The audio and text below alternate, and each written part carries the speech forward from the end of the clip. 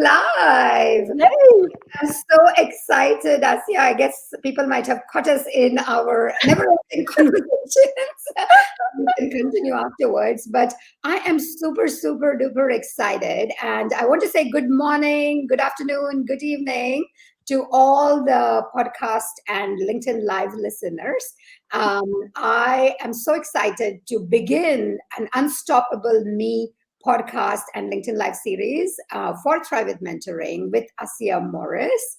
This is a series where I will be bringing to you a lot of inspiration from women who have stories of grit and determination and resilience and who have succeeded against all odds.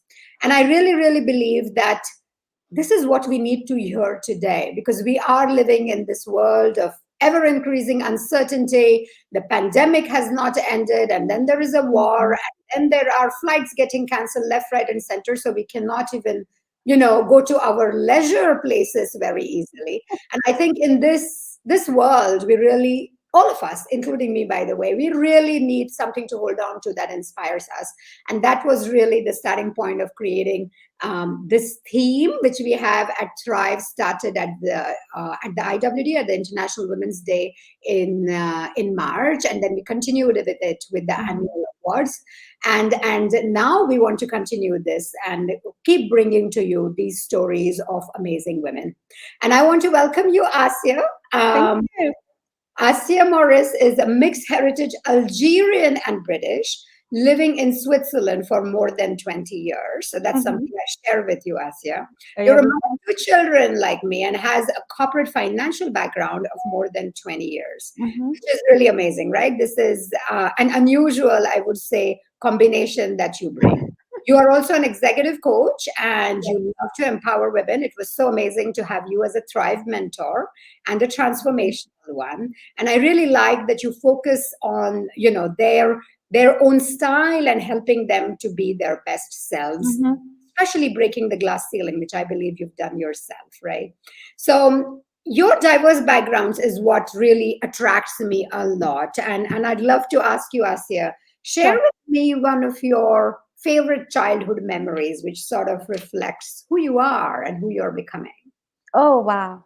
So you're taking me back more than 40 years back.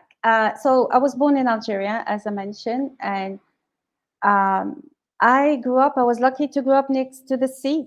So we had the Mediterranean, and my mother always said that I knew how to swim before I knew how to walk. So she swam me in the sea very early. And if I can describe the early memories I had, was family gathering at the beach with food and the family there, and me, I would say naked, going into the sea and just swimming, and people saying maybe she should wear a swimming suit, but I would not have any of it. And that experience, and I must have been 2.5, stayed with me until now. The sea is my place, my peace, and I cannot be without going to the sea and just either watching it or just being there. Yeah, and I didn't stop. Wonderful picture. I can almost imagine, I have a picture actually of it. Oh, we must share that. No, it's really vivid. And I love what you mentioned that, that you would just go there freely, in your birthday suit, because I think we all have these impressions of countries where, movement is restricted and women are restricted. And, as an Algerian and growing in Algeria, and of course, British, how was your upbringing? What did you study? How did you sort of grow up into this professional financial career? So good question again. My father was so married my mother. My mother's British, and I grew up in a very free environment. So in essence, there were two of us, my brother and myself, but we were not treated any differently. So studies were important. Everything that we had to study. But my father was, and is still, a very nationalistic person. He believed in his country. He's very proud of his country. So he didn't send us in any privileged school. He wanted us to go and be in normal school. So we were at school with 40 kids and a teacher with a stick. But to be honest, Shivangi, when I look back and how I grew up, that gave me so much resilience and so much grounding on who I was. Yes, I had a British mom and I was different, but that rooting made me who I am today. So I studied in Algeria, finished Algeria, went to Paris, studied in Paris. And with that, I embraced all the cultures. For me, it was important. I always say I have four cultures. I have Algerian cultures, French culture, which I'm very proud of, and it's my mother tongue as well, English culture, and Berber culture. And now Swiss culture. So five, right? And you asked me about how I ended up in finance by luck. Again, with the languages that I had, they were, open enough to basically hire a person such as me with different diverse background. I had, translation background and so on, but they gave me the chance to go into banking, and I grabbed that chance, and I never let go. Beautiful, beautiful. That is the How story. are you, as you chart this journey, I'm almost following you, and I'm thinking, how are you evolving today, and what attracted to you, something towards something like mentoring women, and we've also spoken about your desire to also help, Mhm. Algerian women maybe again. Oh, totally. What Hmm. what has been the most, let's say, memorable mentoring experience for you personally? What kind of people were mentoring you, formally or informally? I never had a mentor, believe it or not, Shivangi, but I had role models, of course, and I had people who influenced me. Mentoring was not, so we're talking about a child that grew up in the 80s and 90s, and that was not something, and I wish I had a mentor who would have guided me. There were some, of course, role models that had an impact on me. My father, to start with, and who he was, and my mother, and the whole family. We come from a very strong intellectual background, and studies and helping each other is part of the DNA. But as I grew up, I saw all these women giving time, giving the space to other women to grow, helping each other, and in the environment that I work in, so corporates, I've been lucky to have some people who, and there were women who helped me grow and say it's possible.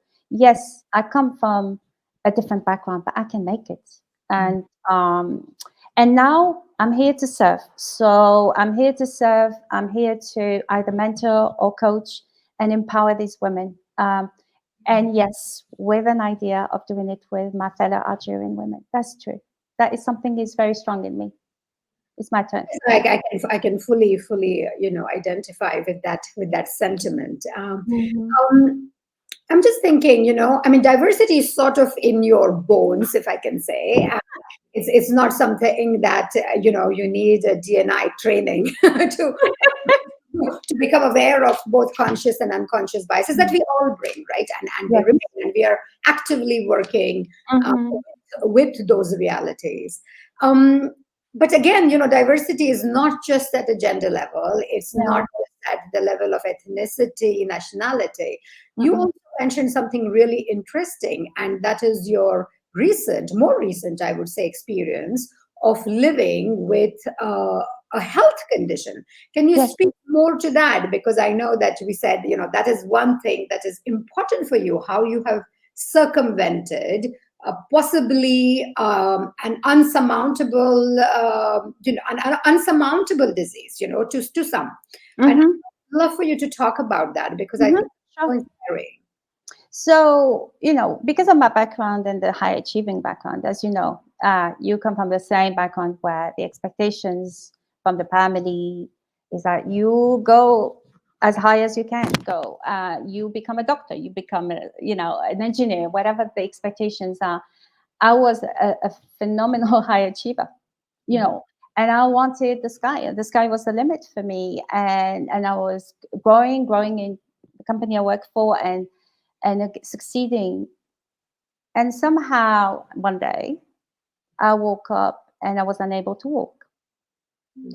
And that happened in Switzerland, thankfully. And I didn't know what was going on. So to cut a long story short, I was diagnosed with an immune disease. And the question you ask the doctor is, okay, when will I heal? And the answer is, you never heal.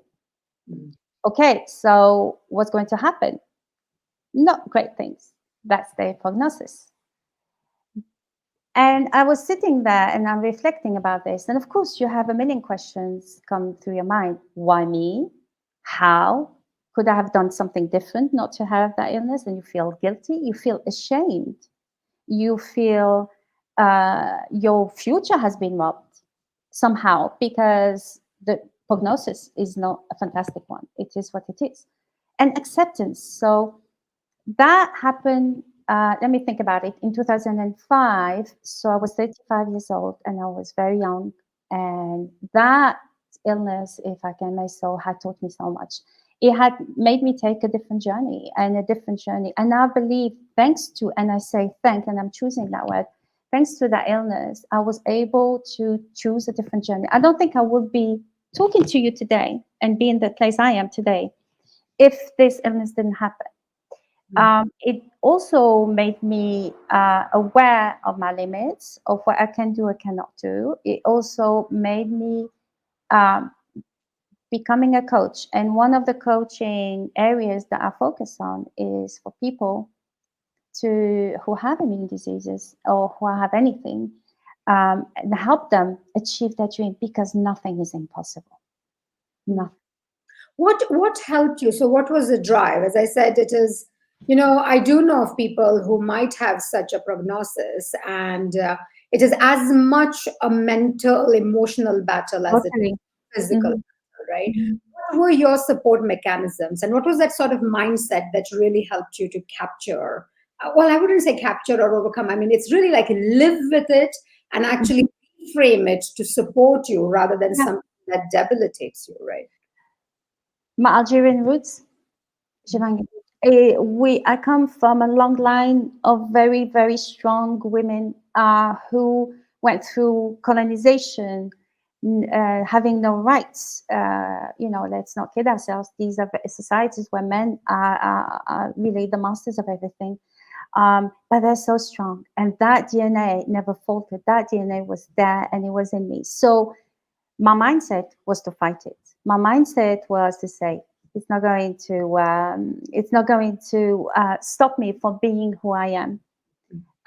So that was one of the elements. The element is, of course, you need kind of friends and family and a husband who are there to support you when there are times when things are not are not going well.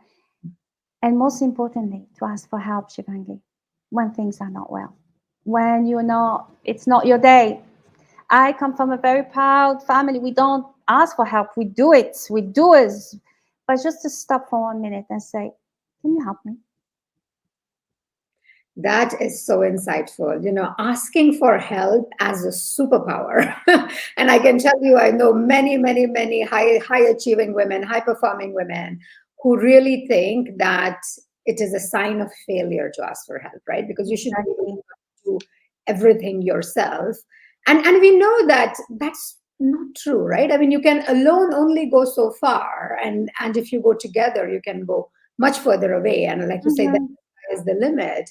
And Mhm. sometimes those kind of circumstances, in your case, this health condition, maybe supports, that whole Mhm. process of asking for help. Because if everything works, it is difficult to ask for help. I think it remains, Totally. I can say that personally, it does remain difficult for me to ask for help. Yeah, totally. And I'm very spiritual. And I believe that this illness came to teach me something and to make me the person who I am. And it's okay. It's okay. It's okay to not be phenomenal, not to achieve everything. And for women, it's important that we know that we don't have to be high achievers like men. We can achieve things differently, being different and doing things that we are happy with and that we feel authentic. We feel that we're doing something that makes sense, even though in the society that we know, it doesn't show as high achieving. It's okay. I mean, it's fascinating, right? I mean, because that's sort of been the narrative. But if you see what's happening in the pandemic era, Totally. even if you look at the world's political leaders, a more feminine, I would say, so not necessarily a female, but a more feminine leadership style, which is Mhm. more nurturing, inclusive. Yeah. Those are the countries that have done really well in the pandemic. Now Yes. be that New We Zealand, know. New Cinda, Zealand. Yeah, exactly. and then we see what's happening or what happened with Trump or Johnson or whoever. So Mhm.